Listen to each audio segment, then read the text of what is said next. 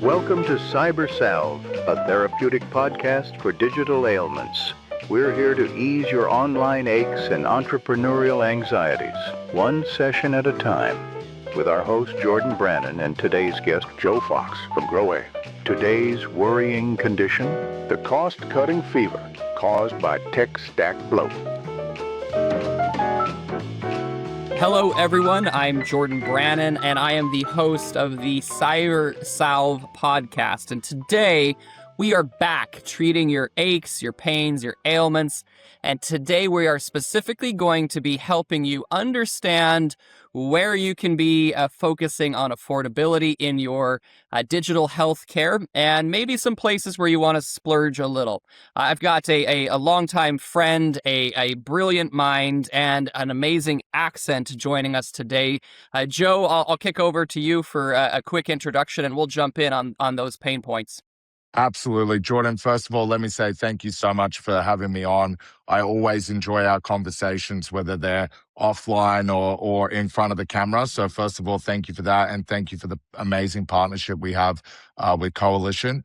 I'm very grateful for that. But quick background, originally from Australia, as you said by the accent, but I've been on the brand side of things. Then I transitioned to having my own agency in Australia, which I scaled up and sold. We work with some really cool brands like Alibaba, Alipay. We also work with a lot of government departments. So I understand, a lot of things from an agency perspective. Then I went into early days of AI machine learning after I sold that agency, worked for a Scandinavian company heading up the APAC region for them. So worked with household brand names like Toyota, and essentially we were processing large amounts of data to help them make more educated decisions with their digital marketing, namely, particularly at that time, Google Ads, as it was called. Yeah. Then I moved into SaaS and I worked for a large fintech company. And then I moved on to the reviews and loyalty side of things. And I've been in that kind of space for the last 5.5, 6 years. So it's been an interesting journey, but I feel like I've got a unique journey where I've been brand agency and SaaS tech side. So got a few different lenses and hats I can wear. You're the holistic medical practitioner here. So whatever you say, we'll take as truth, and we won't even add a disclaimer here at the end. I'll add my own disclaimer. Okay, all right. That's good. All right, well, let's jump in. So you and I, as we were talking about this particular recording and just what we thought would be helpful and maybe, again, a pain point for a lot of brands this year is this conversation around costs. It seems like everybody from the actual top of the pile, vendors like Shopify and Google are talking about their cost-saving efforts, and that certainly has a trickle-down impact in the economy. Is that something that you're seeing in sort of your digital conversations? Yeah, absolutely. So, I mean, my main role is president at Growave.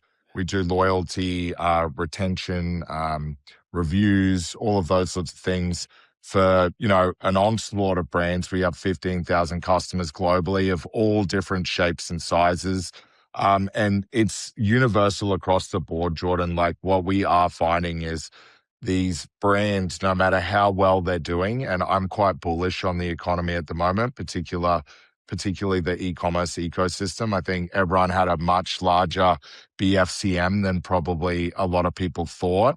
But what we are finding is as people are coming into Q1 of 2026, they're looking at their tech stack and they're saying, okay, there's all this talk of consolidation in the market. There's all this talk of, removing human elements and replacing it with AI and machine learning and tech consolidation and all of those sorts of things. And I think by nature, what tends to happen is that there's this sort of a herd mentality and everyone is just ripping back the layers of their current tech stack and saying, what can we get rid of? What should we replace? How can we save? And how can we keep things leaner and more operationally efficient? And, what's going to bring us the biggest ROI? Yeah. How much of that do you think is sort of like the meeting of the poor economic trajectory that we had kind of really coming out of COVID through 2022, 2023, et cetera, and then that sort of meeting the mythology of AI, where everybody just assumes that AI is going to take over everything? Do you feel like that accelerated this sort of cost-cutting efficiency mentality? Absolutely. I think COVID, was such a black swan event or whatever we want to call Mm-hmm. it. And I think what happened is that a lot of ecom brands, was spawned out of nowhere and D2C brands. And then I think a lot of larger brands really had to transition to more of this D2C model, right? Like that was just a natural part of what happened during COVID and probably something that you and I were very grateful for, being so heavily vested in ecom.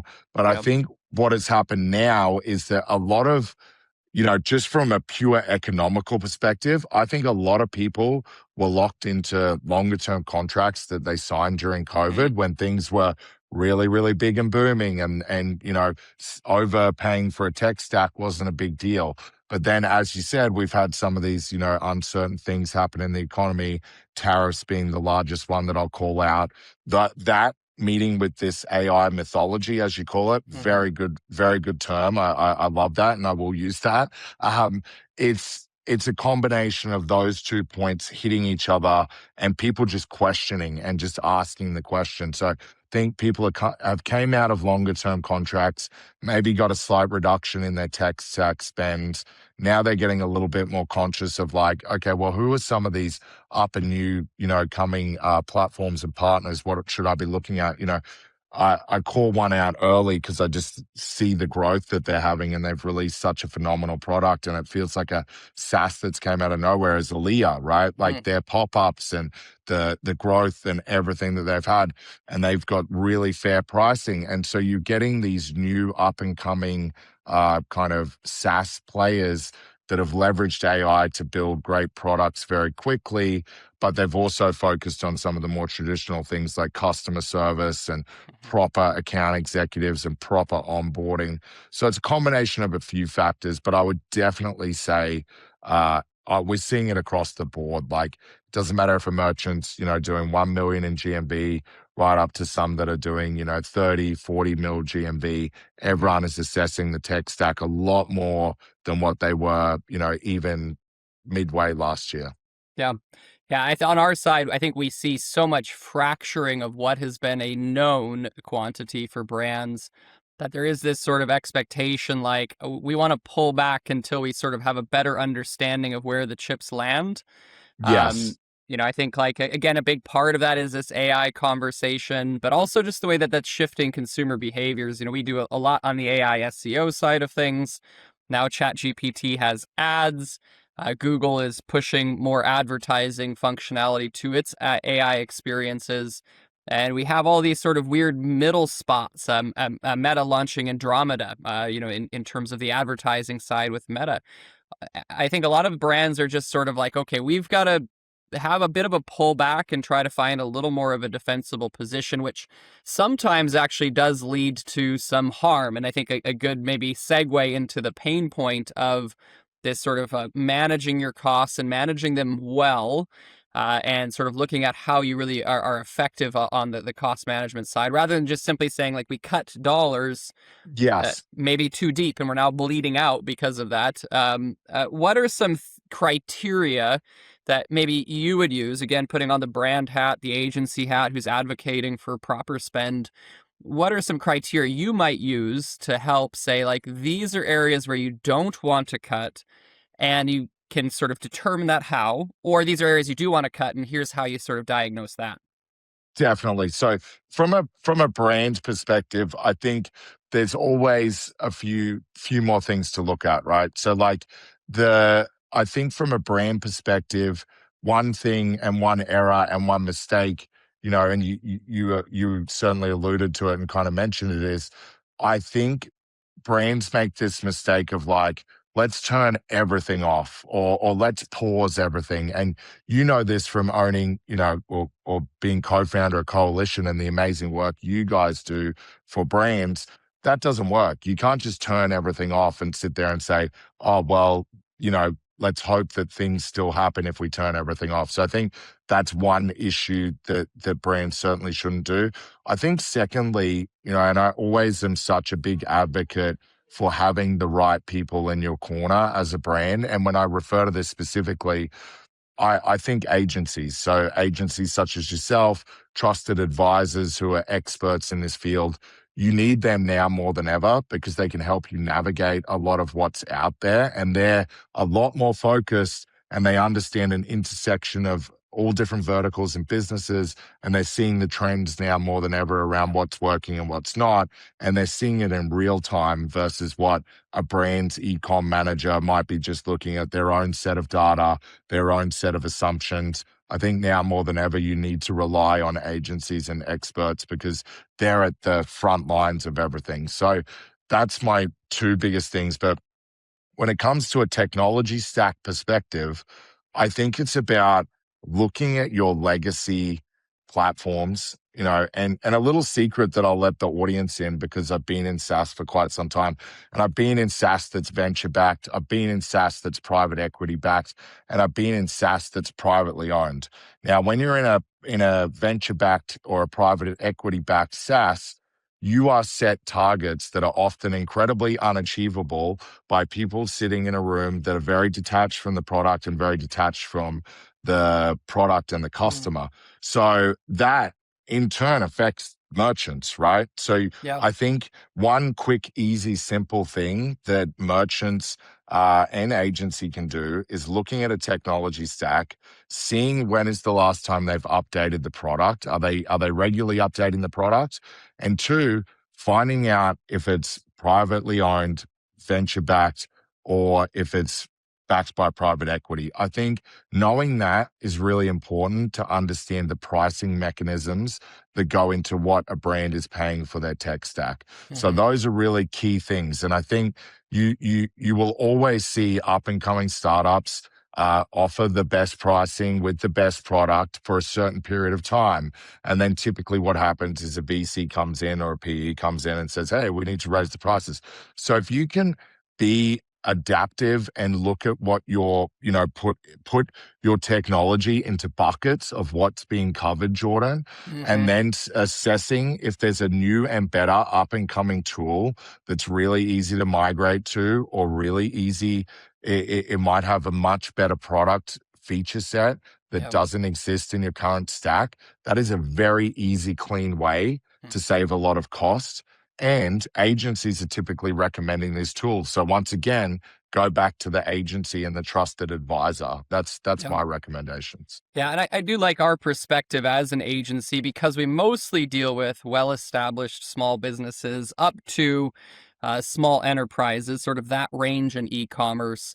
And that means that we're dealing with budget conversations a lot more frequently than an agency that maybe is dealing with only large brands where cost isn't a consideration.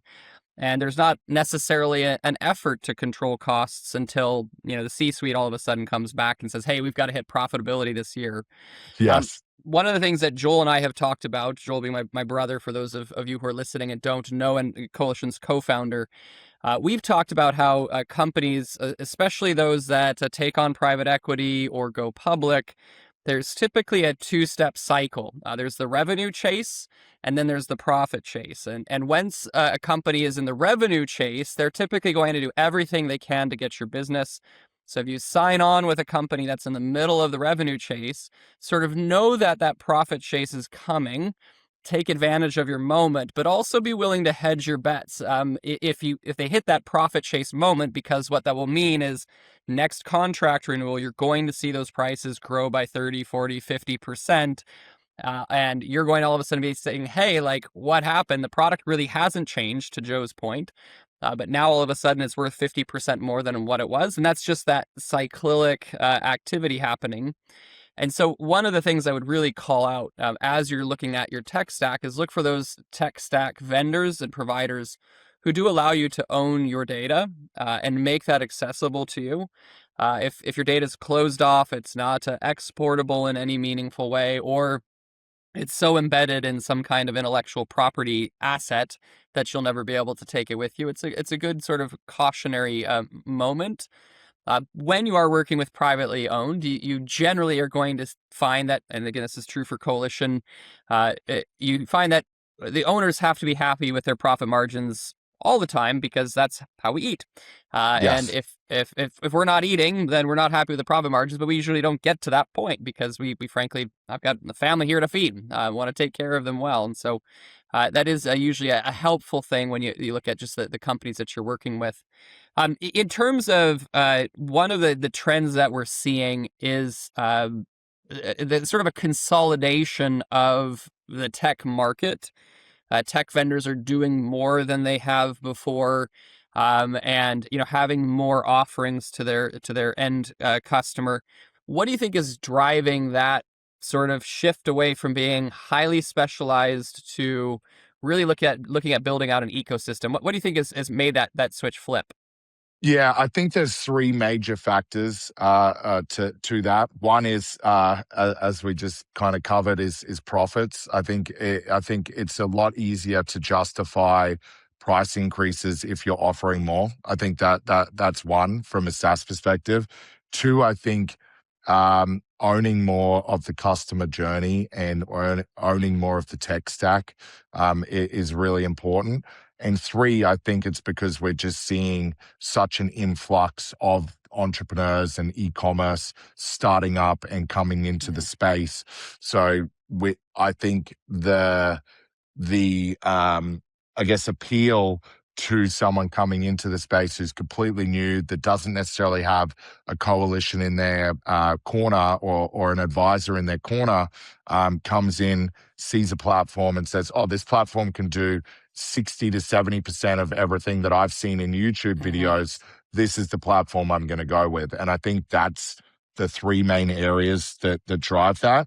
From putting my, SaaS hat back on, so to say, it makes a lot of sense from a business perspective, because if you look at it from a perspective of, you might bring a customer in through top of the funnel offerings that service that, but then if you can sort of like help them service that entire funnel and beyond, a big one I've noticed is a lot of SaaS is tacking on some sort of an analytics product. So if you can kind of own or help the merchant with more of that customer journey, then it's stickier from a SaaS perspective. And no matter where SaaS companies at on that journey you mentioned earlier, retention is still always going to be really important, right? Yep. So I think that makes sense from a SaaS perspective.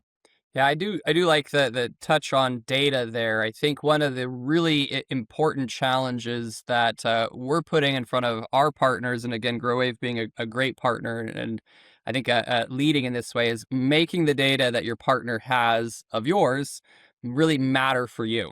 We want to see that feedback loop happening, where the inputs that come in through different channels, different sources, different apps, that data actually is not just coming in only as a report, because reports are super valuable. That insight is extremely important, but it's also being actioned. And there's a system by which that data gets actioned.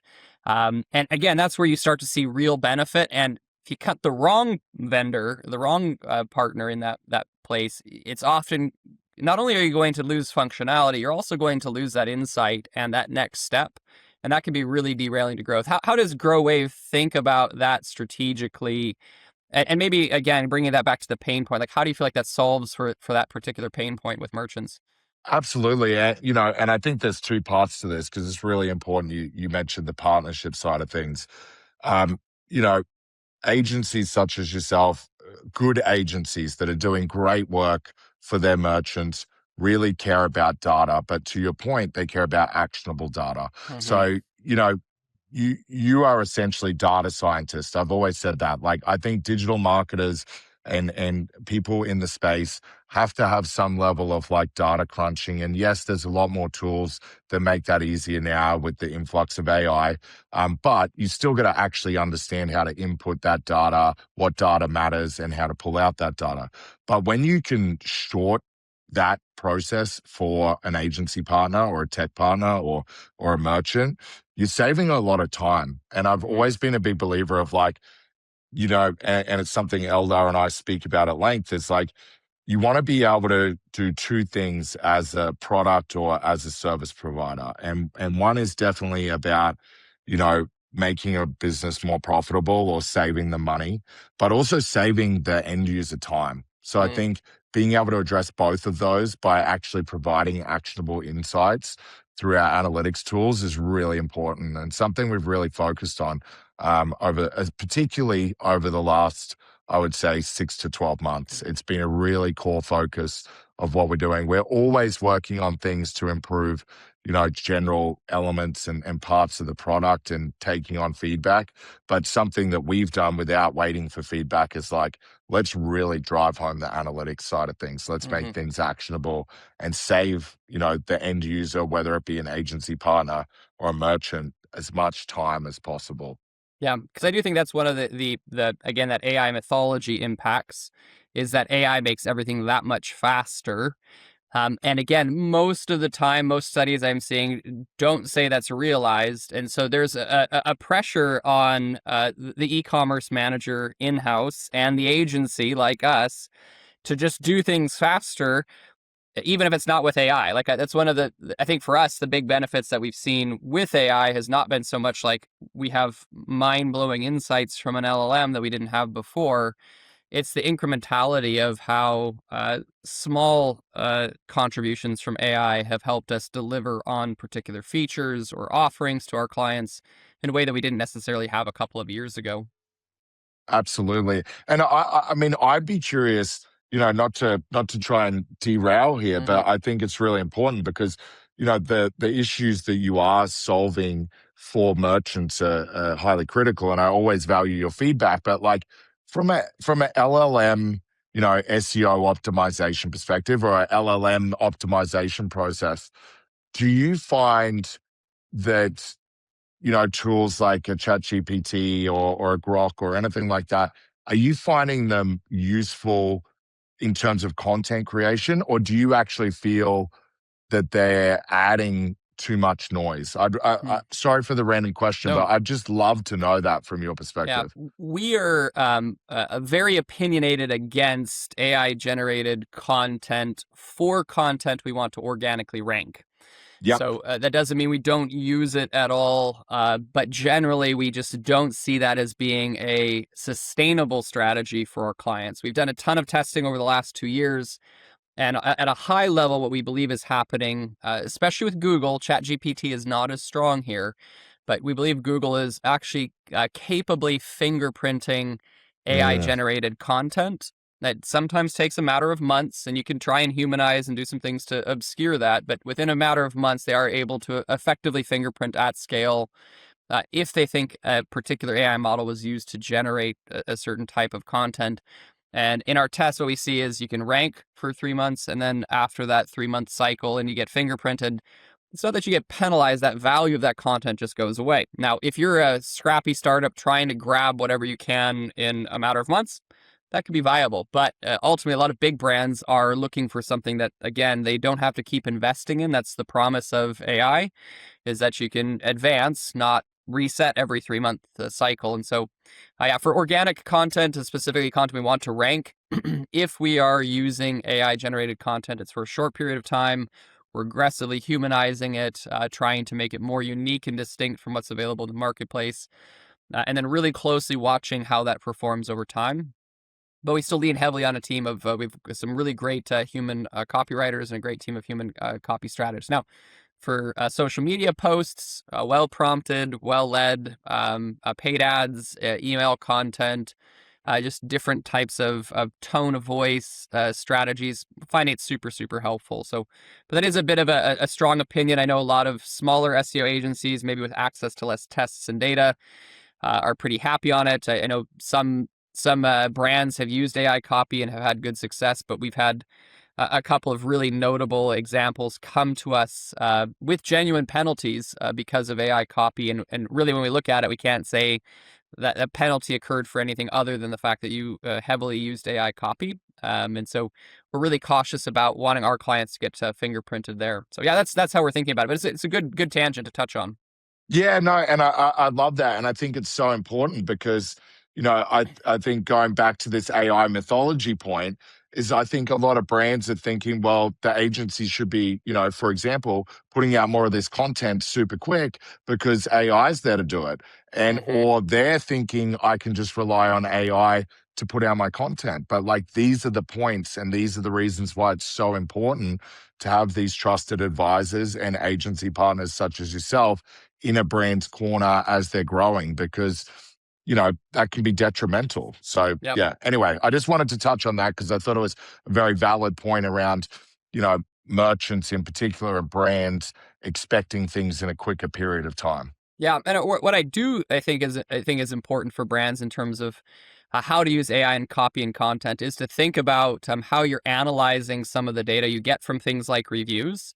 Um, Mm, we've really been trying to retrain our clients' way of thinking to start to orient their mindset around LLMs, that they will behave more and more like a marketplace. So ChatGPT will become Amazon-esque.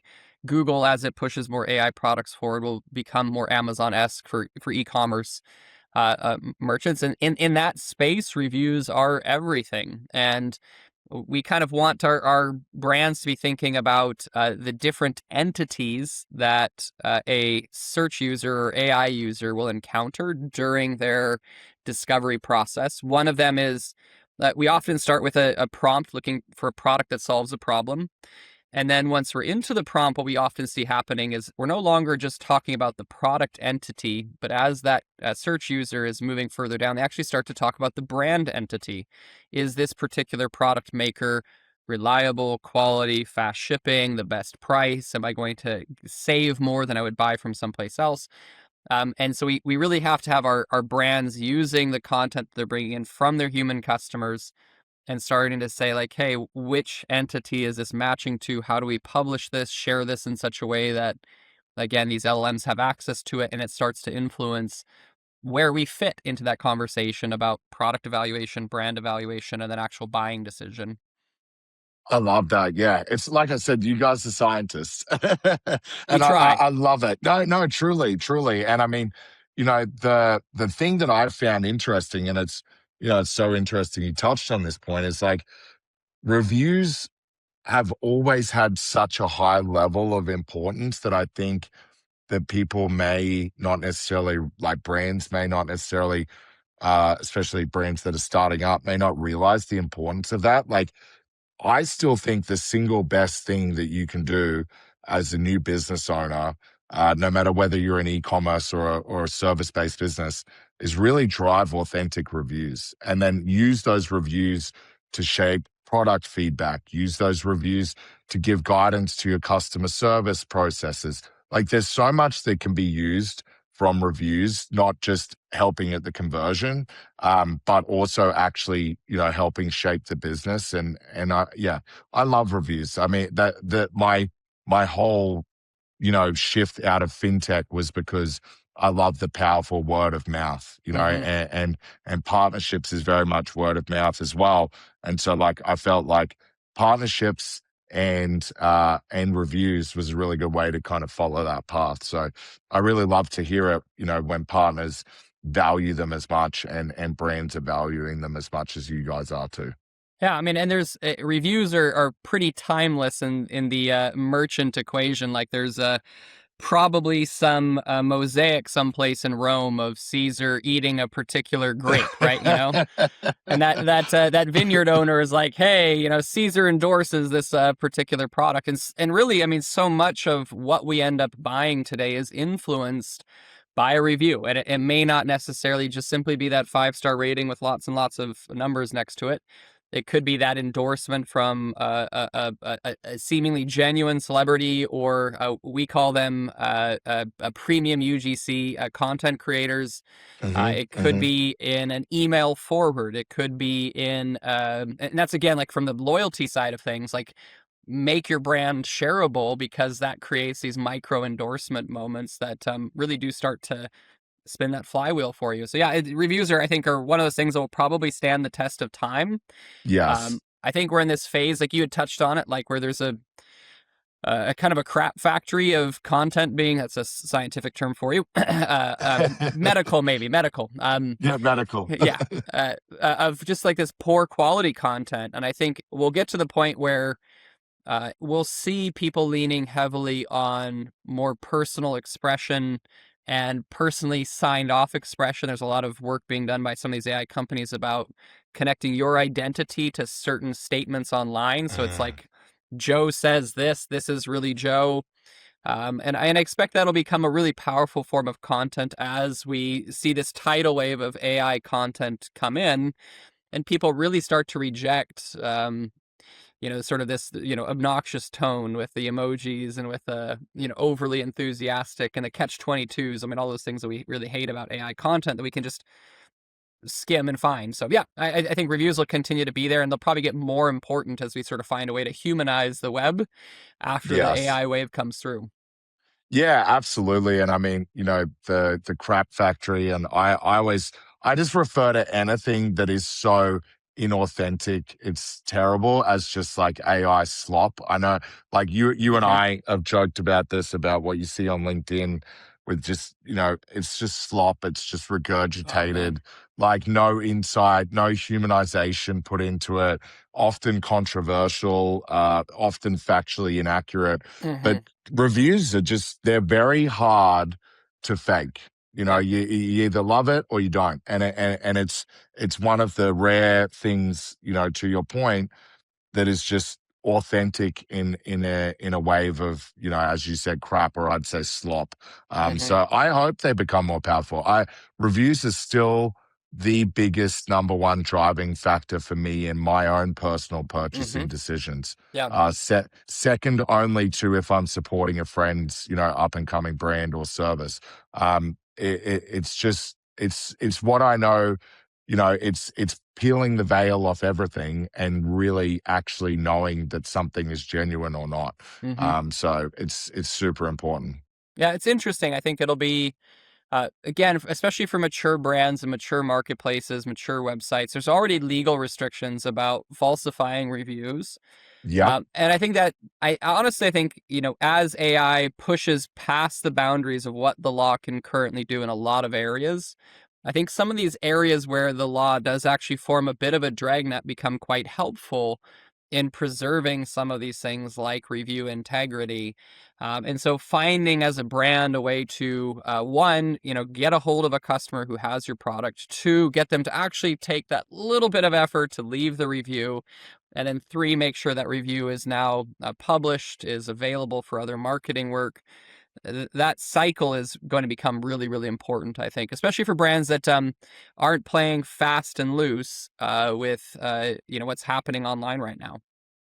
Absolutely. And I think it's funny you say that, because if I were, there's so many, product updates that we've released in the last 12 Mhm. months, and, putting on my Growave hat for a second and not looking at this from a brand or, agency perspective. But the number one, feature that I think is just the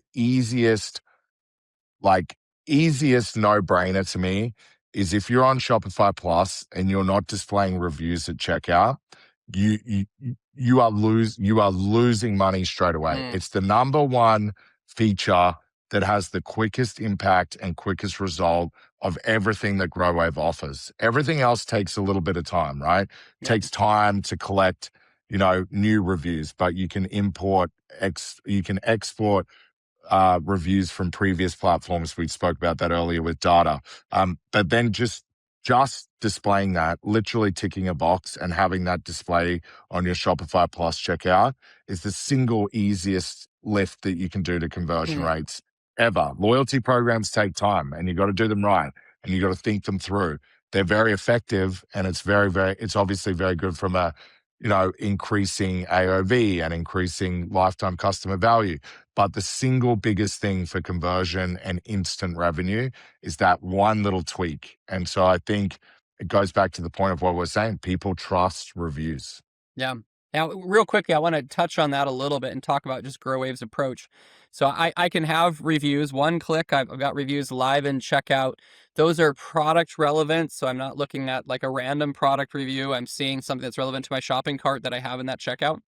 Yeah, yeah, totally. And you know, the cool thing is that that's only getting developed more, right? So Hmm. at the moment, it's product specific. Eventually, there's going to be ways that we can embed UGC on there. So it's like UGC from someone else who's made a review at checkout on that specific product. I can only imagine how much that converts even more. So it's such an area of authenticity, right? Yeah. You know, checkout has always been something that's fascinated me. You know, when I was at the fintech, that was everything was about checkout. So it's Hmm. an area that fascinates me, and you know, it's an area where it's obviously got room for improvement because we still know that the average is sitting around 3%. That's not amazing. You know what I mean? Like Hmm. that's very low. Like so, anything you can do to drive that up is powerful. And so for me, I just think those sort of like incremental things that are super relevant and hyper relevant, do them. Like anything you can do at checkout, you know, not just Growave, anyone else brand should focus on that. It has such a large impact across everything if you can improve your conversion rate. Yeah, I mean, and it's one of those areas where you've done most of the work and you've gotten the furthest along. And I think that we see like 28 to 48 or 28 to 40%, excuse me, of those people who are in that checkout flow will actually fall all the way through. If you increment that a little bit, that's just a immediate boost. And then I do also want to jump back to loyalty because I think this is a massive thing that brands are missing. Like what I saw happen in loyalty over the last 6 years coming out of COVID was there was this mad rush. Everybody's buying everything online. And so everybody's like, well, how do we be more sticky? Let's do loyalty. And everybody launched these immature, not well thought out, and not really committed to loyalty programs. I would say revisit what you're doing for loyalty if you're an e-commerce brand because of that shift towards marketplace AIs. If Rufus is doing the shopping for you, if ChatGPT is doing the shopping for you, if a Google agent is doing the shopping for you, that customer is not interacting with your brand in a meaningful way. And so you're really going to depend on that product experience or something else to get them back to you. And so that's really where you've got to be thinking about how do I onboard to my loyalty program? And then how do I make that loyalty program really valuable? Because that's where you're going to retain those customers. You really have a relationship that can mature and build a high LTV. So I want to touch on that. And then maybe you could quickly offer as a bit of an insight into just what Growave is doing on that side of things. Yeah, definitely. So I think very valid points. A lot of brands focused on let's just release a points program for the sake of releasing a points program, or they follow the same kind of like cookie cutter approach that every one of their competitors is doing. The brands that are truly winning in this space are doing unique things that add to the customer experience. So, really good example that I see beauty brands doing now. They were notoriously bad for doing the points thing. They're leveraging samples that would Mm, typically be given out in a B2C environment, so in a store or Macy's or something like that. mm, Instead of just giving those products out, they're incentivizing that and doing that through purchase because everyone likes to receive something perceived value as free. yeah. So that's a really good one. Another really good example that I just want to quickly touch on that we're seeing with larger brands is experiences. Mm, So creating experiences. So I'm not going to name the brand, but it's a large, very large, long-term brand in the jewelry space that didn't necessarily want to implement a loyalty program because they felt it would cheapen their brand. They're launching this in the summer, and they have a lot of customers that are buying very, very, very high price point collections of jewelry when they come out. And they, in turn of that, they have a really high AOV, but they also have a small pool of incredibly loyal customers that have been buying from them mm, traditionally in store, but now transitioning, from things like COVID to online. So slightly older age demographic as well. but they're doing it. So it's like the accumulation is that they actually get a behind the scenes to the design of the collections, or they get a behind the scenes with the master jewelry maker. So two totally different ways of looking at things on complete different ends of the spectrums, but both create a really good experience. So I think when you're thinking of things as a brand for a loyalty program, think of how do you create an amazing brand experience, and the loyalty program is just the tool that drives that. Yeah, I heard one of our customers who's doing really well. They have said one of the things they think about for their customers is what story can we equip them to tell? And like their whole ethos about the purchase experience, the product receipt, the after receipt communication support, they really want to be equipping at each step the opportunity for their customer to tell a story. And again, their thing is they connect that back to this sort of, there's some evolutionary brain thing in us which retains stories really well and gets really excited by stories. And they've made that the centerpiece of their marketing and their loyalty program and their customer experience. And it's done really, really well for them, where they, again, conversion rates are up, loyalty program is working, LTV is great. And I think it does help build a lot of momentum in a market that is pretty challenging too. So Joe, I thank you so much for the time. We managed to push towards 40 minutes together. Where can we find out more about you and about Growave? What's the best way to connect and follow up? Yeah, absolutely. So Growave is very simple, growave.io. And then LinkedIn is probably the best place to connect with me directly. It's just Joe Fox. And if you see Joe Fox in Texas, despite the Australian accent, you'll know that you found the right Joe Fox. Awesome. I'm waiting for that mashup of Swedish Joe Fox from the Scandinavian roots to the Australian to a little bit of that Texas one, just to really throw people off and see what we come up with. It'll happen eventually, no doubt.